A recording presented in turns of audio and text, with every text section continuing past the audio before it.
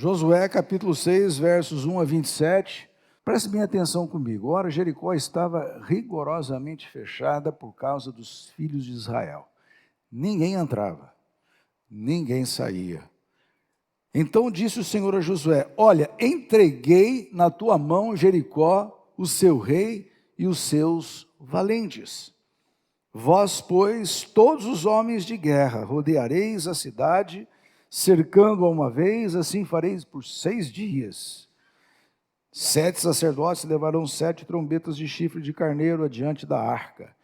No 7º dia rodeareis a cidade 7 vezes, e os sacerdotes tocarão as trombetas. E será que, tocando longamente a trombeta de chifre de carneiro, ouvindo vós o sonido dela, todo o povo gritará com grande grita, e o muro da cidade cairá abaixo, e o povo subirá nele, cada qual em frente de si. Então Josué, filho de Num, chamou o sacerdote e disse: levai a arca da aliança, e 7 sacerdotes levem 7 trombetas de chifre de carneiro adiante da arca do Senhor. E disse ao povo: passai e rodeai a cidade, e quem estiver armado passe adiante da arca do Senhor. Assim foi que, como Josué dissera ao povo, os sacerdotes com 7 trombetas de chifre de carneiro diante do Senhor passaram e tocaram as trombetas, e a arca da aliança do Senhor os seguia. Os homens armados iam adiante dos sacerdotes, que tocavam as trombetas, a retaguarda seguia após a arca, e as trombetas soavam continuamente. Porém, ao povo ordenara a Josué, dizendo: não gritareis, nem fareis ouvir a vossa voz, nem sairá palavra alguma da vossa boca, até o dia em que eu vos diga: gritai, então gritareis. Assim a arca do Senhor rodeou a cidade, contornando uma vez. Entraram no arraial e ali pernoitaram. Levantando-se Josué de madrugada, os sacerdotes levaram de novo a arca do Senhor, os 7 sacerdotes que levavam as 7 trombetas de chifre de carneiro diante da arca do Senhor, iam tocando continuamente. Os homens armados iam adiante deles, e a retaguarda seguia após a arca do Senhor, enquanto as trombetas soavam continuamente. No 2º dia rodearam outra vez a cidade e tornaram para o arraial, e assim o fizeram por 7 dias. No 7º dia madrugaram ao subir a alva, e da mesma sorte rodearam a cidade 7 vezes. Somente naquele dia rodearam a cidade 7 vezes. E sucedeu que na 7ª vez, quando os sacerdotes tocavam as trombetas, disse Josué ao povo: gritai, porque o Senhor vos entregou a cidade. Porém a cidade será condenada, ela e tudo quanto nela houver. Somente viverá Raabe a prostituta e todos os que estiverem com ela em casa, porquanto escondeu os mensageiros que enviamos. Tão somente guardai-vos das coisas condenadas, para que, tendo-as vós condenado, não as toqueis, e assim torneis maldito o arraial de Israel, e o confundais. Porém toda a prata, ouro e utensílios de bronze e de ferro são consagrados ao Senhor, e irão para o seu tesouro. Gritou, pois, o povo, e os sacerdotes tocaram as trombetas. Tendo ouvido o povo o sonido da trombeta, e levantando grande grito, ruíram as muralhas, e o povo subiu à cidade, cada qual em frente de si, e a tomaram. Tudo quanto na cidade havia destruíram totalmente ao fio da espada, tanto homens como mulheres, tanto meninos como velhos, como bois, ovelhas e jumentos. Então disse Josué aos 2 homens que espiaram a terra: entrai na casa da mulher prostituta e tirai-a de lá com tudo quanto tiver, como lhe jurastes. Então entraram os jovens, os espias, e tiraram Raabe, seu pai, sua mãe, seus irmãos, e tudo quanto tinha. Tiraram também a sua parentela e acamparam fora do arraial de Israel. Porém a cidade e tudo quanto havia nela queimaram-no. Tão somente a prata e ouro e os utensílios de bronze e de ferro deram para o tesouro da casa do Senhor. Mas Josué conservou com vida a prostituta Raabe, e a casa de seu pai, tudo quanto tinha, e habitou no meio de Israel até o dia de hoje, porquanto escondera os mensageiros que Josué enviara a espiar Jericó. Naquele tempo, Josué fez o povo jurar e dizer: maldito diante do Senhor seja o homem que levantar e reedificar essa cidade de Jericó. Com a perda do primogênito lhe porás os fundamentos, e à custa do mais novo as portas. Assim era o Senhor com Josué, e corria sua fama por toda a terra.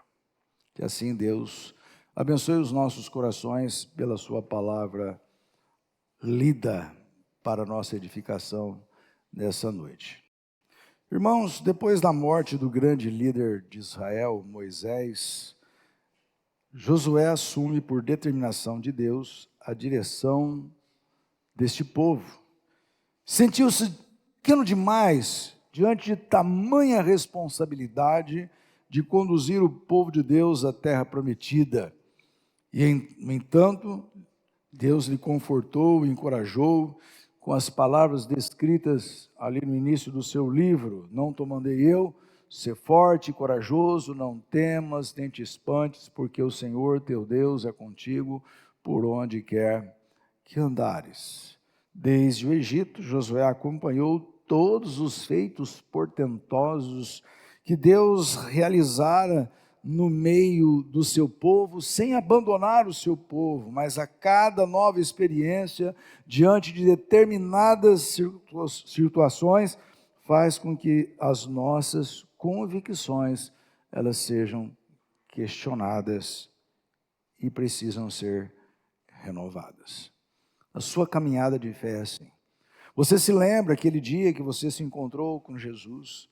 Aquele dia que o Espírito Santo te levou aos píncaros da felicidade, porque Jesus entrara no seu coração e você agora então passava por um momento de novo nascimento e a luz de Cristo brilhava sobre a sua vida. Você foi para a igreja, você se envolveu com a igreja, foi batizado na igreja, fez a sua pública profissão de fé, começou a caminhada, mas no decorrer do tempo, a nossa vida é uma luta constante, principalmente a palavra de Deus nos diz que nós já lutamos, a carne milita contra o espírito e o espírito contra a carne, porque são opostas entre si, e essa luta, meus irmãos, ela é renhida, é uma luta dura, uma luta difícil, e às vezes nós nos sentimos um tanto quanto afrouxados, frouxos, melhor dizendo, diante de determinadas circunstâncias, e às vezes nós começamos até mesmo questionar a nossa fé depois de tanto tempo de caminhada. Agora, Josué tinha um enfrentamento grande pela frente. As muralhas de Jericó, muralhas intransponíveis, muralhas indevassáveis. E agora ele estava numa situação crítica. As muralhas de Jericó não eram como quaisquer muralhas. Jericó era uma cidadela, pois eram enormes essas muralhas. A cidade de Jericó ocupava uma área aproximadamente de 32 quilômetros quadrados. Por isso que eu digo que ela era uma cidadela. Cidadela era uma cidade fortificada. Era protegida por muros altos de quase 10 metros de altura, por cerca de 6 metros de largura, dividido em dois, o primeiro de 2 metros de espessura e o interno de 4 metros de espessura, sendo que entre um muro e outro havia um vão de 5 metros. Imagine então, o primeiro muro cercava a cidade, 2 metros de largura, 10 de altura. Depois tinha um vão de 5 metros, depois tinha um outro muro de 4 metros de largura. E ali, meus irmãos, nós vemos que para entrar naquela cidade era difícil demais, não era qualquer perito em guerra que poderia fazê-lo naquela época. Então nós podemos observar, meus irmãos, que aquelas muralhas eram tão altas, e elas estavam num lugar de destaque, que dizem que as sentinelas, soldados que montavam guarda em cima dos muros, podiam ser avistados de longe. Era realmente, na época, uma cidade inexpugnável, uma cidade colossal. Mas vamos voltar para a nossa realidade. Há muralhas enormes que erguem-se diante da igreja, do povo de Deus. Ali, o povo do Senhor, os servos do Senhor, Israel estava diante daquelas muralhas. Israel era a igreja do Velho Testamento. E ela estava diante de circunstâncias críticas. Assim como há também muralhas enormes que se erguem diante da igreja de hoje, que tentam impedir que esta igreja vivencie um poderoso avivamento, as quais precisam ser removidas. E particularmente eu quero dizer que na sua vida talvez exista algumas muralhas que estão impedindo o seu crescimento e o seu desenvolvimento espiritual.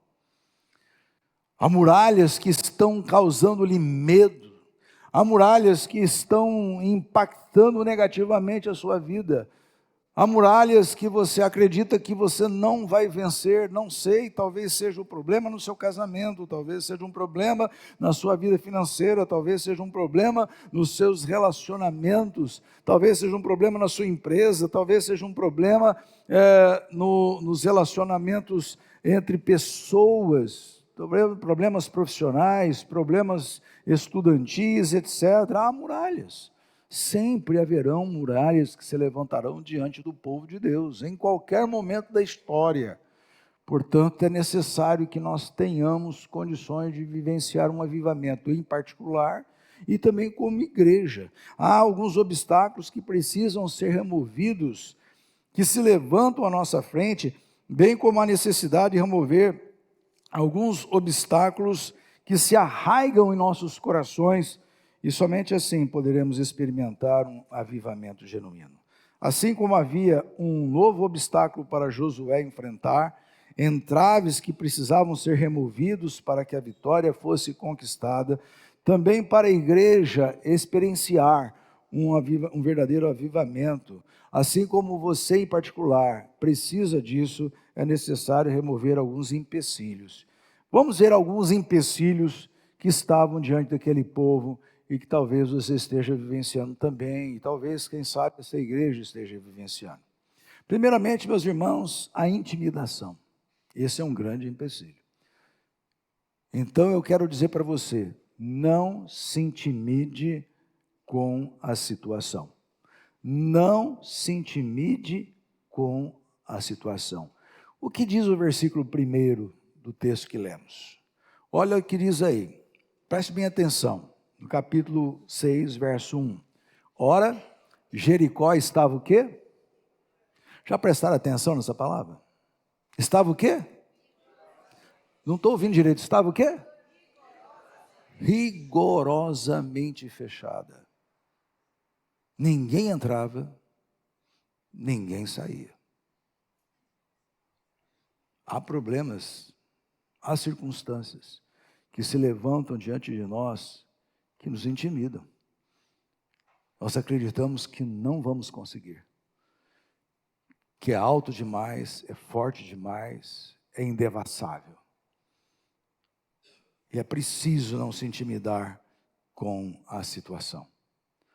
A palavra, meus irmãos, rigorosa, significa lacrada, cerrada. No hebraico, essa declaração é enfática.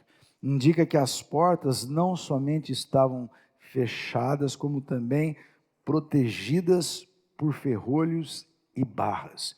E isto porque os seus moradores sabiam que algo terrível está para acontecer.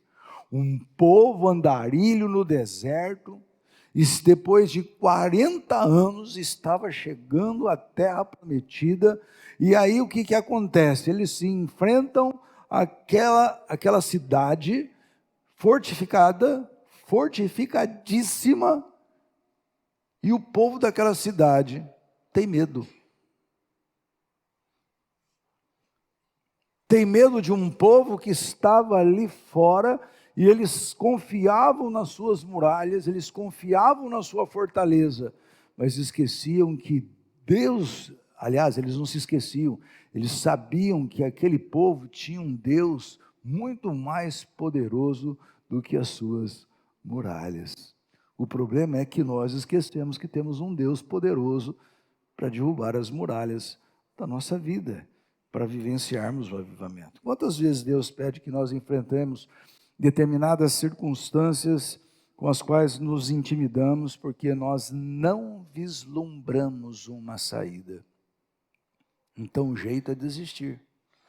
Para a igreja vivenciar um avivamento, temos que nos conscientizar que o inimigo tentará nos intimidar, colocando enormes empecilhos para que nós não avancemos e sejamos vitoriosos, pois ele está contente com uma igreja fria ou morna.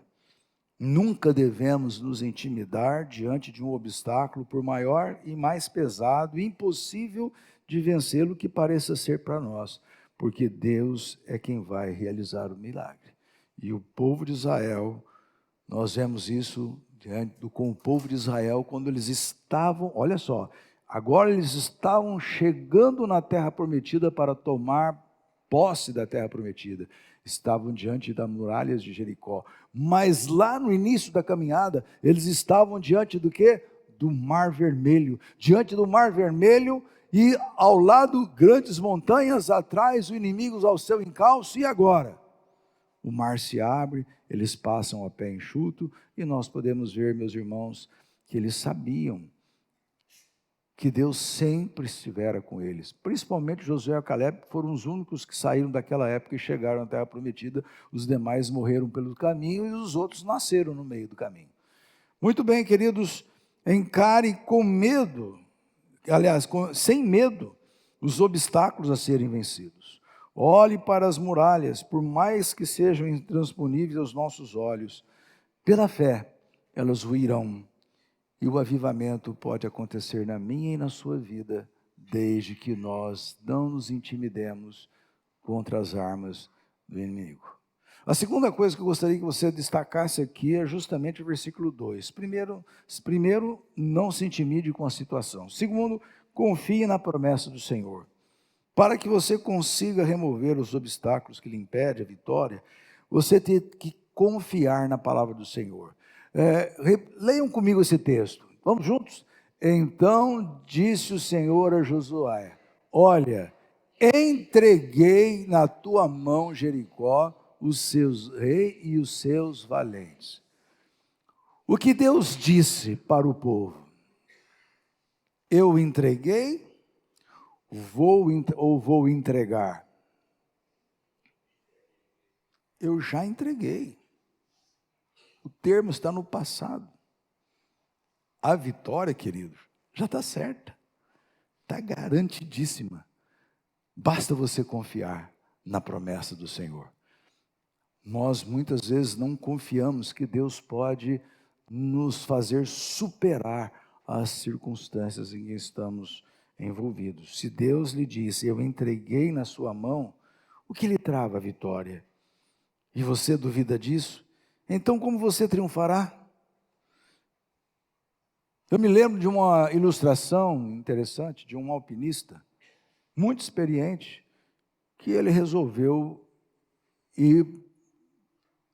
subir uma montanha, e de repente veio uma nevasca muito forte, o tempo escureceu rapidamente, os ventos gelados atacavam o seu corpo, e ele pendurado naquela corda, tentando subir, quando de repente ele sentiu a corda se desprender, e ele cair num abismo, e ele não sabia onde ele estava caindo, porque estava tudo escuro ao seu redor. Quando de repente ele sentiu um tranco, a corda lhe segurou, e ele ficou pendurado, mas ele não enxergava nada, absolutamente nada. Quando ele ouviu uma voz, corte a corda. Ele ouviu pela segunda vez a voz, corte a corda. Ouviu pela terceira, pela quarta, mas ele não cortou a corda.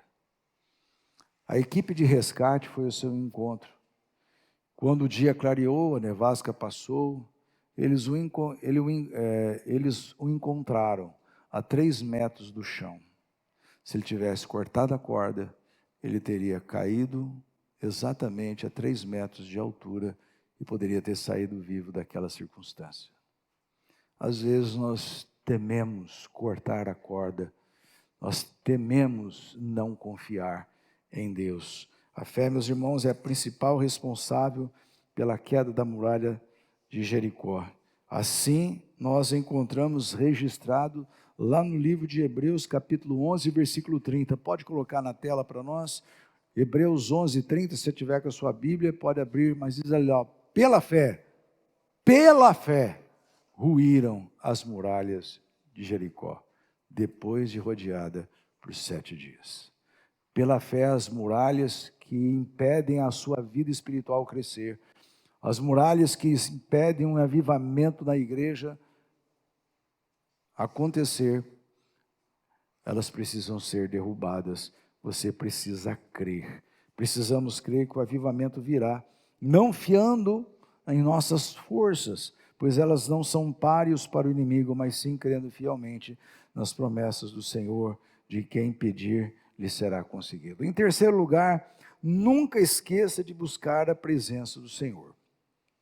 O versículo 6, nós lemos sobre a arca que foi conduzida pelos sacerdotes. Lá o versículo 6 diz assim: então Josué, filho de Num, chamou o sacerdote e disse-lhes: levai a arca da aliança, e 7 carneiros, e 7 sacerdotes levem 7 trombetas de chifre de carneiro adiante da arca. A presença da arca, meus irmãos, é identificada no Velho Testamento como a presença do Senhor. Segundo a Bíblia de Genebra, quando faz menção a Josué capítulo 3, no versículo 11, você virar as páginas aí, no capítulo 3, versículo 11 diz assim: eis que a arca da aliança do Senhor de toda a terra passa o Jordão diante de vós. Então, a arca da aliança é a arca do Senhor, é a presença do Senhor, significava a presença do Senhor. Não fie, meus irmãos, na sua própria capacidade, a sua habilidade para remover o impedimento, sem buscar a presença de Deus. Sem a presença de Deus, você não faz absolutamente nada.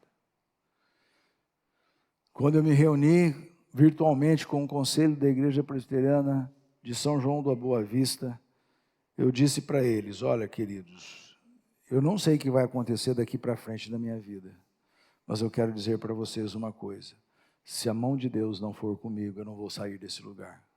Se a presença de Deus não for comigo, eu não quero ir para aí. Se o braço forte do Senhor não estiver comigo, eu não vou ser pastor dessa igreja. Eu só posso ir aí na condução de Deus. E pode dizer uma coisa para vocês, meus irmãos: eu temi ganhar aquela eleição. Eu achei que Deus estava colocando uma igreja na minha vida que eu nunca imaginava pastorear, uma igreja grande, muito grande.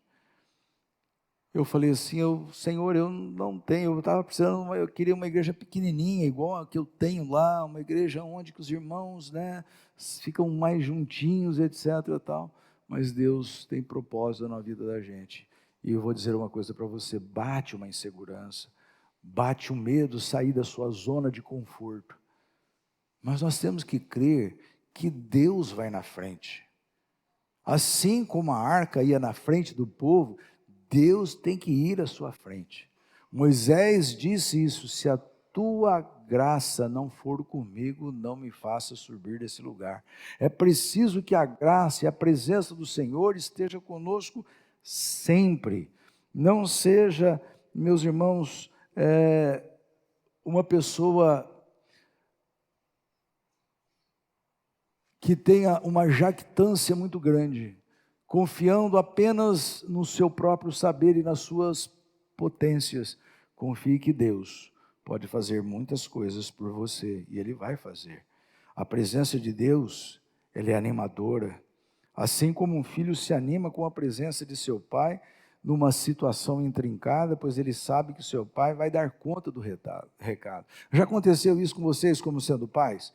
De repente você está num determinado lugar, o filho escapa da sua mão, Na hora que ele se vê perdido no meio da multidão, ele começa a chorar, ele começa a gritar, de repente vem uma mão poderosa, segura ele e fala: meu filho, eu estou aqui.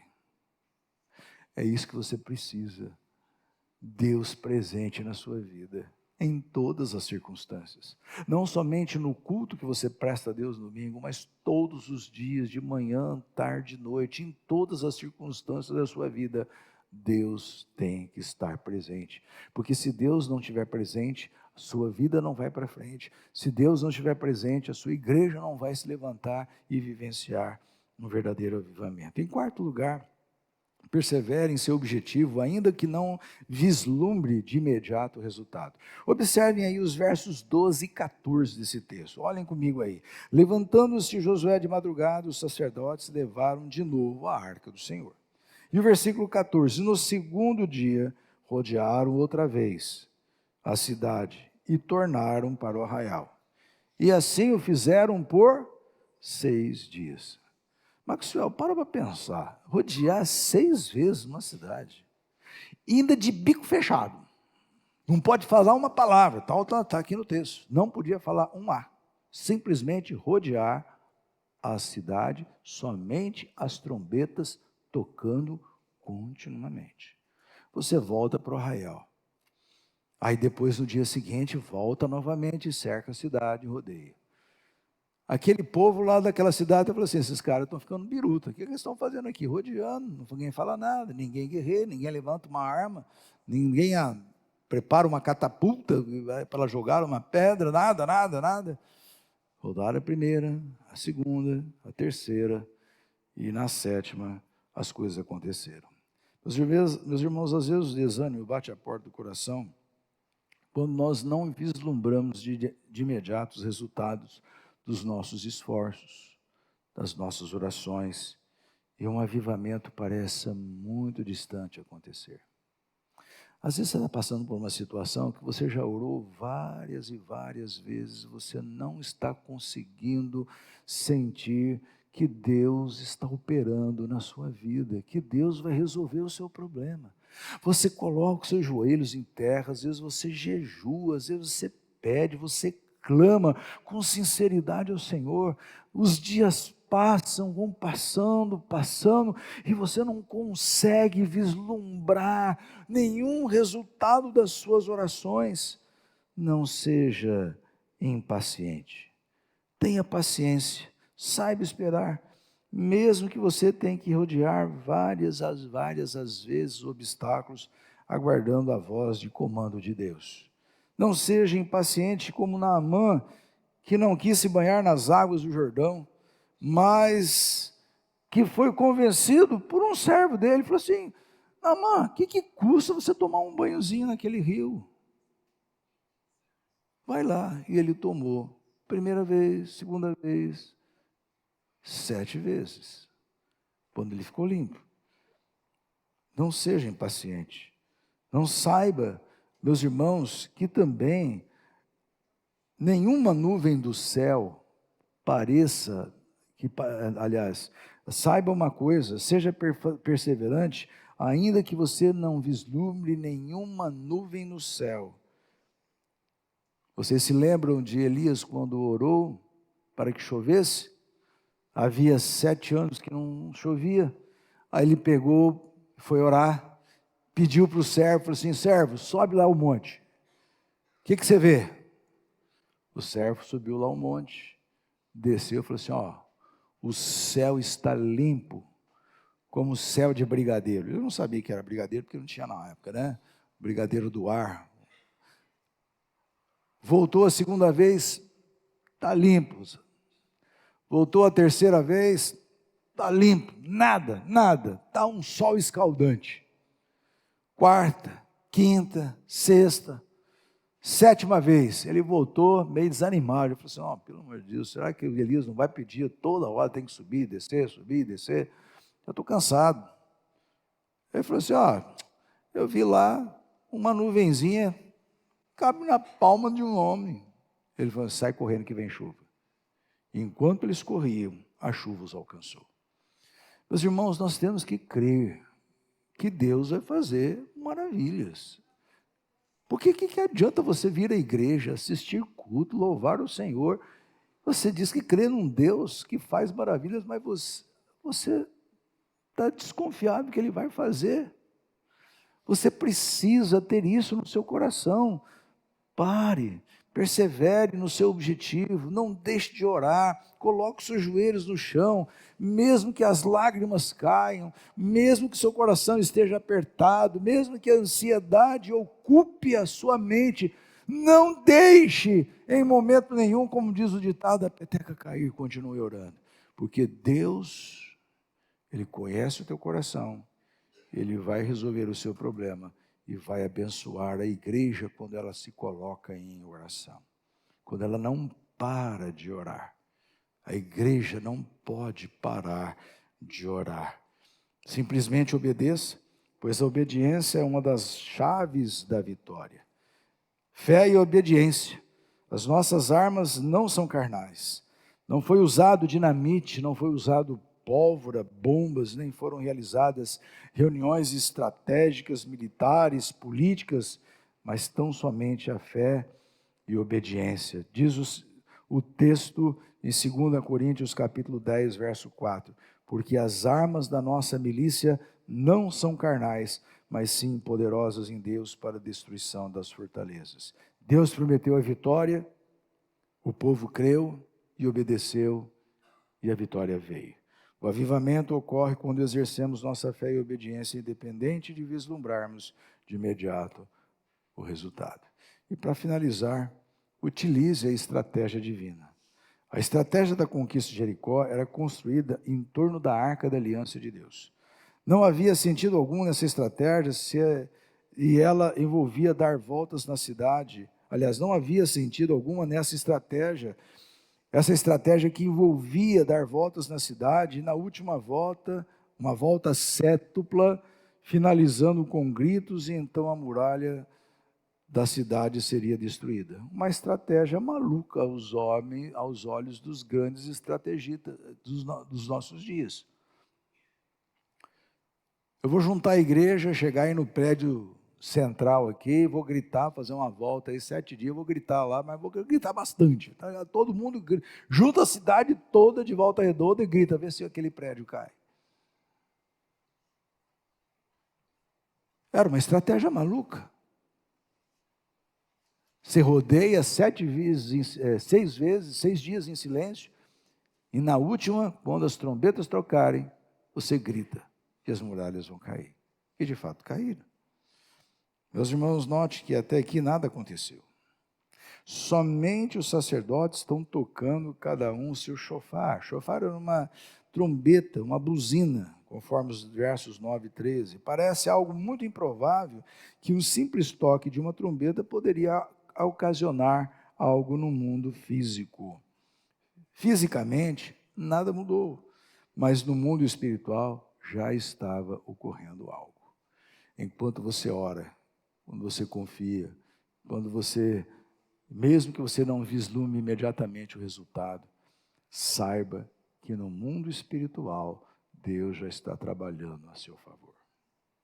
Mesmo que você não vislumbre absolutamente nada. Enquanto eles obedeciam e tocavam, ordens foram liberadas do reino espiritual, determinando que o muro de Jericó fosse derrubado e que os israelitas conquistassem a cidade. Pois era a voz de Deus que assim dizia: enquanto eles andavam e tocavam, algo se movia no mundo espiritual. Essa é a estratégia divina. Quando a igreja se coloca humildemente em oração, a grande estratégia divina para Deus nos alcançar com a sua graça. Somente dependendo da força soberana de seu Deus é que verdadeiramente ocorre um avivamento. Precisamos nos dedicar em oração como os israelitas se dedicavam, dando voltas em torno da muralha para que o avivamento venha. Aos olhos dos homens, a oração pode não ser nada, até objeto de riso, mas diante do trono da graça de Deus, são significativas, são valiosas. Bombardeie os céus com suas orações e Ele pelejará por você. Lute diante da ordem de Deus. o avivamento virá para a sua igreja, para a sua vida, para a sua família, para você em particular, para os corações contritos diante de todo o poderoso Deus. Eu quero concluir. Para vivenciar um grande avivamento, primeiramente, é preciso ter uma experiência de transformação salvadora com Cristo Jesus, ou por meio de Cristo Jesus. Há uma grande muralha que faz separação entre nós e Deus. O pecado que afasta a criatura do Criador, impedindo que este tenha uma vida abundante, próspera, diante do Senhor, que leva o homem ao inferno interno. Contudo, essa muralha, ela foi derrubada, ela foi vencida pelo nosso Senhor e Salvador Jesus Cristo. Por meio do seu sangue, foi destruída a barreira que hoje, com ousadia, podemos nos achegar ao trono da graça para acharmos ocasião em tempo oportuno, porque essa barreira foi quebrada na cruz. O pecado, ele foi vencido. Se você ainda não teve uma experiência de conversão, se você está aqui essa noite, você não passou por uma experiência de conversão, eu quero te convidar. Essa é a primeira muralha que tem que ser quebrada na sua vida. Porque quando essa foi quebrada, todas as outras, aliás, ela já foi quebrada. Basta você apenas tomar posse pela fé de uma experiência com Cristo de entrega do seu coração. E as demais muralhas que se levantarem serão destruídas. Se há uma muralha, há outras muralhas que se levantam diante do cristão, mas nenhuma que não possam ser rompidas pela fé e obediência, que culminam num verdadeiro avivamento. Se uma tão imensa muralha for derrubada pela fé dos israelitas que estavam sob o comando de Josué, porque Deus tinha um propósito específico na vida deles, quanto mais em nossas vidas, cujo próprio Senhor se animou a morrer por nós, dando-nos a sua própria vida. Não tenha medo de romper as muralhas que estão diante de você, mas vença seguindo as orientações de Deus e prove um verdadeiro avivamento que fará uma enorme diferença na sua vida, onde a planta do seu pé pisar. A história do povo de Deus sempre foi marcada por lutas e vitórias, as quais sempre foram conquistadas através das remoções de obstáculos aparentemente indevassáveis. Agora, depois das conquistas, das lutas e das vitórias, como Deus tem ficado na sua vida, esse Deus que sempre esteve ao seu lado, o que você tem oferecido para Ele? Esse é um detalhe desse texto que eu gostaria de trabalhar com vocês para finalizar. Depois de toda essa vitória, todos os despojos foram entregues para Deus. Todos os despojos foram entregues para Deus. Meus irmãos, tudo foi colocado no altar do Senhor. O verso 19 diz isso daqui. Lá diz assim: porém toda a prata e ouro e utensílios de bronze e de ferro são consagrados ao Senhor, isto irão para o seu tesouro. A vitória Deus te dá, mas a glória é dele, não é sua. Você pode ser um excelente pastor, um excelente presbítero, um excelente diácono, um excelente servo do Senhor, trabalha incansavelmente na igreja, mas a glória é de Deus. Os louros da vitória são dele. Você tem que entregar toda a prata e todo o ouro para o Senhor. Nada é seu. Apenas se coloque no lugar de servo e nada mais. Amados, agora, depois dessas conquistas, você tem entregado tudo nas mãos do Senhor? Você tem ajoelhado e falado: Senhor, muito obrigado pela vitória que o Senhor me concedeu. Eu não merecia, mas o Senhor me concedeu. Amados, será que depois de consagrados os resultados da nossa vitória, será que nós temos consagrado os resultados da nossa vitória a Deus? Temos sido pelo menos agradecidos ao Pai por tantas dádivas que Ele nos tem feito? Lembram-se dos 10 leprosos? Os 10 foram curados, só um voltou para dar glória a Deus. O que acontece muitas vezes conosco é assim, nós clamamos, clamamos, clamamos, né? Aquele jovem, ele chega nas reuniões de oração e pede insistentemente, orem por mim, porque eu preciso passar naquele vestibular, daquela faculdade de medicina tão difícil. E os irmãos oram, e ele está lá orando. Passou, nunca mais volta na reunião de oração. Aquele irmão que queria comprar aquela casa, vai lá, irmãos, olha, eu estou fazendo um negócio, tal. Comprou o carro, agora tem que cuidar da casa e agora tem que lavar o carro no domingo, não pode mais na igreja louvar o Senhor. Nós não consagramos tudo aquilo que nós temos nas mãos do Senhor. Às vezes o tesouro acaba ficando para nós e não para Deus. Nós precisamos saber que tudo, inclusive a minha vida, pertence ao Senhor. Diz o salmista, que darei ao Senhor por todos os benefícios para comigo. Demos ao nosso Deus toda a honra, toda a glória e toda a adoração. Todo o louvor, obediência, dedicação e consagração de nossas vidas. Pois isto que Ele espera dos seus adoradores, a quem os fez mais que vencedores. Amém?